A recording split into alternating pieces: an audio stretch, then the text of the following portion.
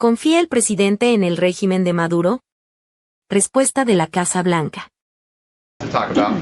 Sure. Isn't there always a lot to talk about? What can you share about the president's meeting with María Correa Machado?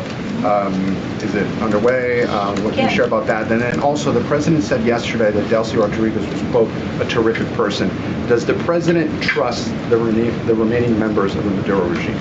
I will say, to your first question, the meeting was about to begin as I was stepping out of the Oval Office moments ago, so my understanding is that it's underway right now.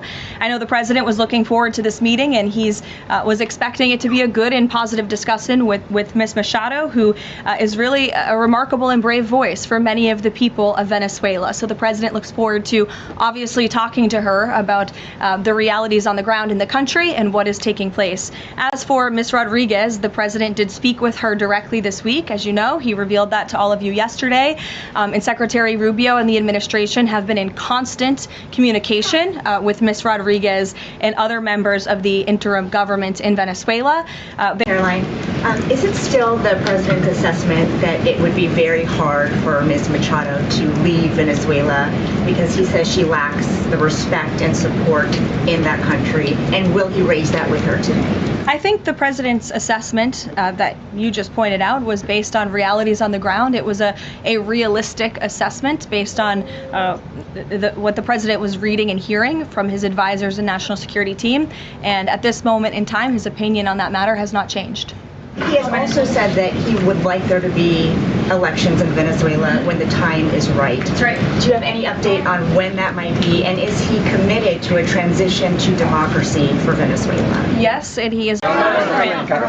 Caroline, two separate questions. Sure. On the Machado meeting first, what is it that the president feels that he needs to hear from her or from the opposition party that he hadn't heard prior to today or he wanted to hear in the meeting to be able to convince him to commit to some sort of a timeline for elections? I'm not sure the president is going into such the meeting with expectations like you just laid out, Fran. I don't think he needs to hear anything from Ms. Machado. I think generally this is a meeting that the president was willing to take and willing to accept to meet Ms. Machado in person and to just have a frank and positive discussion about what's taking place in Venezuela. That's all. And on the subject of Greenland, Jeff Landry, the president's special envoy for Greenland, wasn't in the White House meeting yesterday.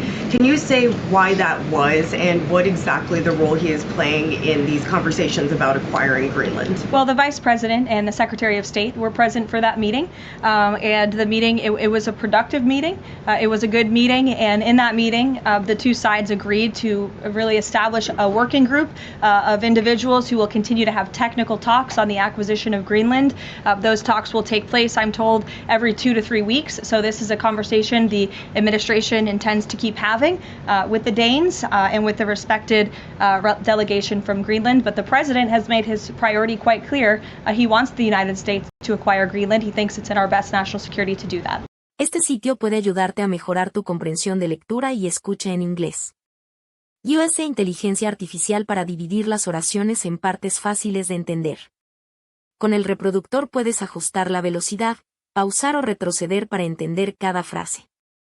Ofrece traducción a 20 idiomas, lo que facilita mucho el aprendizaje. Solo escribe inglés.com en tu navegador y pruébalo ya.